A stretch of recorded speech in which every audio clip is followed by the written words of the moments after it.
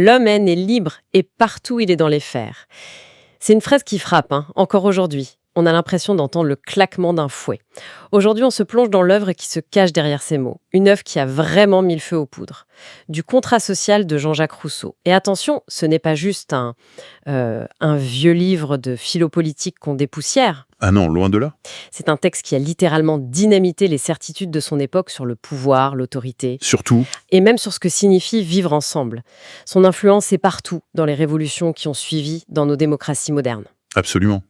Et la mission de notre discussion aujourd'hui, c'est de décortiquer comment Rousseau a tenté de résoudre une énigme qui, au fond, nous obsède toujours. Laquelle ? La question fondamentale, comment peut-on vivre en société, avec des règles, des contraintes, sans pour autant perdre cette liberté fondamentale avec laquelle on est né? C'est le casse-tête de toute politique. Exactement. Hier comme aujourd'hui. Et c'est un sacré casse-tête. Pour bien comprendre l'audace de sa proposition, il faut se remettre un peu dans l'ambiance de l'époque. Oui, c'est essentiel.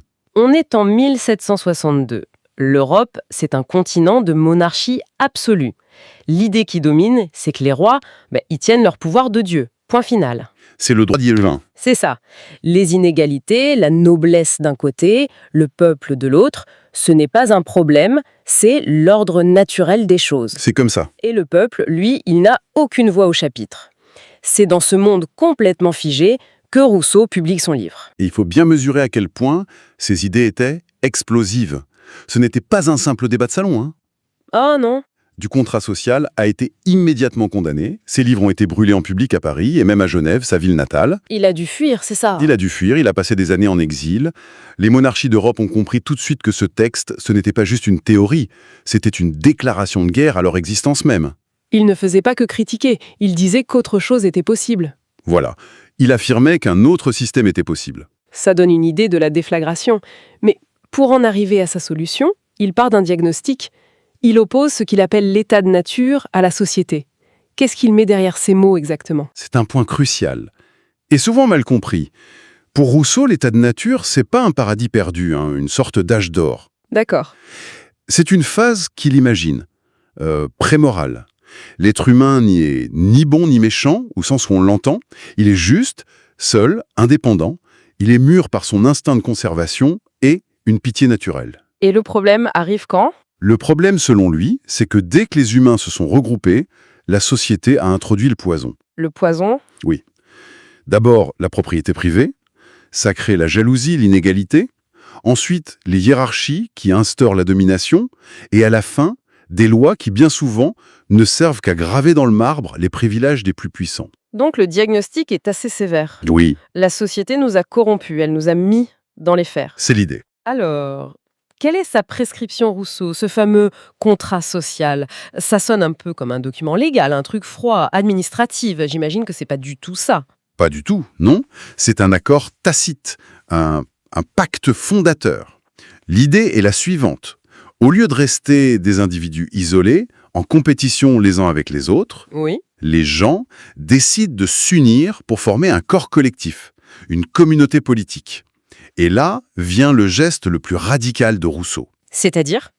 Chaque personne accepte de mettre de côté sa volonté personnelle, ses désirs égoïstes, pour se soumettre à ce qu'il appelle la volonté générale. Donc on ne cède pas sa liberté à un roi, Non, ni à un parlement. On la cède à la communauté tout entière. dont on fait soi-même partie. Exactement, dont on fait soi-même partie. D'accord, on cède quelque chose, mais qu'est-ce qu'on y gagne ? Parce que renoncer à sa volonté personnelle, ça peut faire un peu peur. On y gagne une forme de liberté supérieure. On abandonne ce qu'il appelle la liberté naturelle. Qui est la loi du plus fort, au fond. C'est ça, le droit de faire tout ce qu'on a la force de faire. Et en échange, on obtient la liberté civile. C'est une liberté protégée par la loi, c'est la sécurité et surtout l'égalité politique. Et donc, la liberté change de sens. Elle change complètement de sens.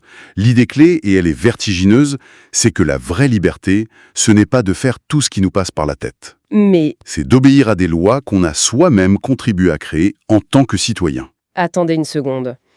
Obéir à des lois qu'on s'est soi-même prescrites, ça sonne bien en théorie. Mais Mais dans un pays de millions de personnes, ma voix est infinitésimale. Si je suis en désaccord total avec une loi qui est votée, en quoi est-ce que j'obéis à moi-même? J'ai plutôt l'impression de subir la volonté des autres.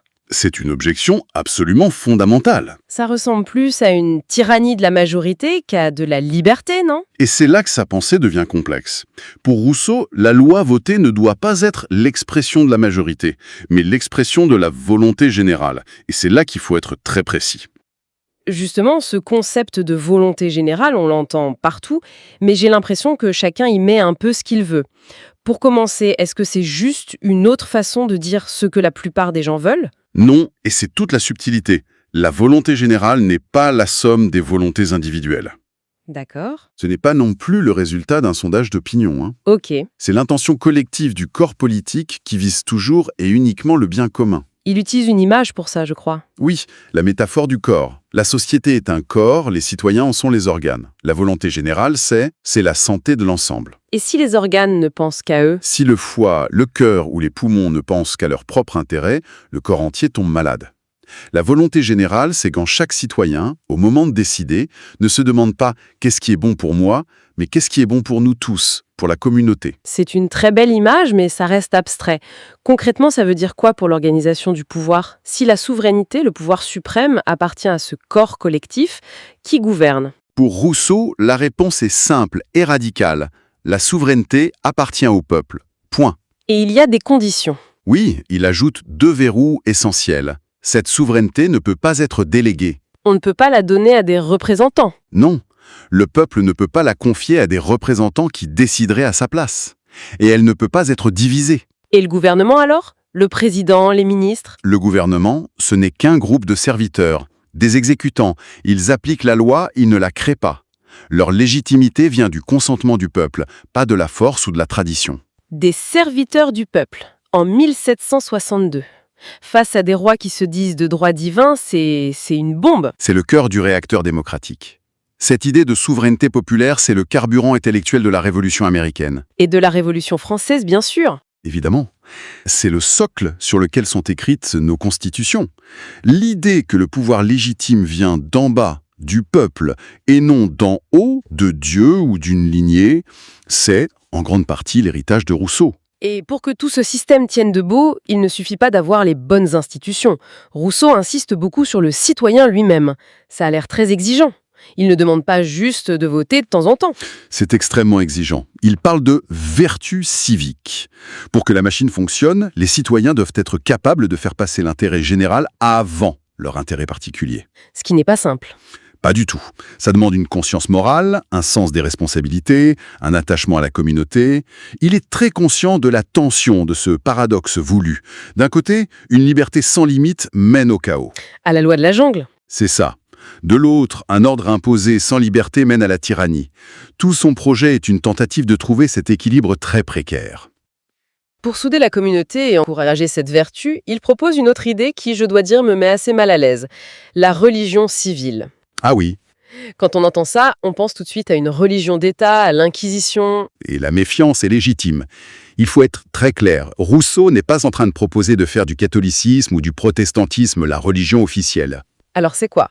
C'est, disons, un ensemble minimal de croyances sociales que tous les citoyens devraient partager pour que le contrat tienne. Des choses comme la croyance en une divinité bienveillante, en une vie après la mort où les justes sont récompensés, et surtout, le caractère sacré du contrat social et des lois. Une sorte de ciment moral. Voilà, un ciment moral pour la nation. Mais même présenté comme ça sonne dangereusement prescriptif. Dans nos sociétés modernes, qui sont multiculturelles, où la liberté de conscience est un principe fondamental, C'est problématique. imposer un ensemble minimal de valeurs, c'est compliqué.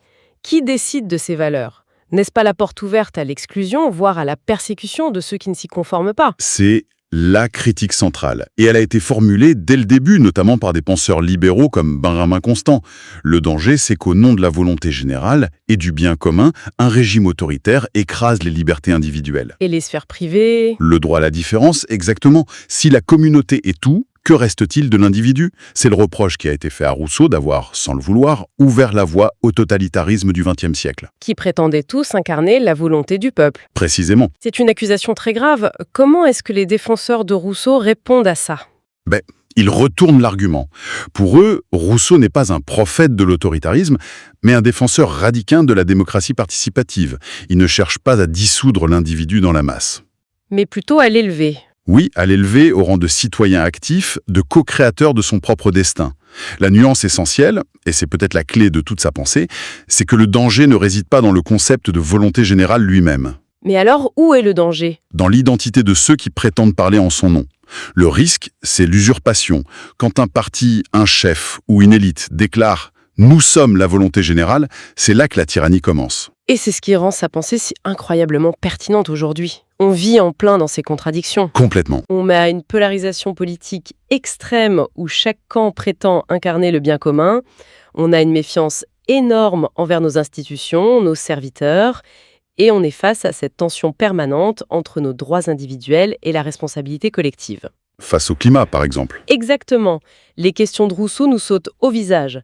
Qu'est-ce qu'on doit à la société? Qu'est-ce que la société nous doit? Tout à fait. Et elles sont sans doute plus urgentes que jamais. Il nous force à nous interroger sur le fondement même de notre vivre ensemble. Est-ce un simple arrangement d'intérêts ou est-ce que c'est un projet commun? Si on essaie de synthétiser un peu les grandes leçons de ce voyage dans le contrat social, qu'est-ce qu'on retient? Pour ma part, je retiens d'abord que la liberté, ce n'est pas un acquis. C'est une construction collective. Oui. Ensuite, que la légitimité du pouvoir vient du peuple et que ceux qui gouvernent doivent rendre des comptes. Et enfin, et c'est peut-être le plus difficile, que la liberté ne va pas sans une certaine forme de responsabilité. C'est une excellente synthèse. J'ajouterai peut-être une dernière chose sur son héritage. Rousseau ne nous a pas donné un mode d'emploi pour une société parfaite. Il savait que c'était impossible. Il nous a donné quoi alors? Ce qui nous a légué, c'est un défi permanent, celui de repenser le pouvoir, non comme une domination, mais comme un service, celui de redéfinir la liberté, non comme un droit égoïste de faire ce qu'on veut, mais comme une participation à un destin commun. Ils nous mettent au défi de construire des sociétés fondées, non pas sur la force, mais sur un projet partagé. Et c'est sur ce défi qu'on va terminer, parce qu'après avoir exploré les rouages du contrat et les exigences de la volonté générale, la vraie question demeure, pour nous aujourd'hui, comme pour les citoyens du temps de Rousseau. Une question simple mais vertigineuse. Sommes-nous les sujets passifs du pouvoir ou les co-créateurs actifs de notre destinée collective ?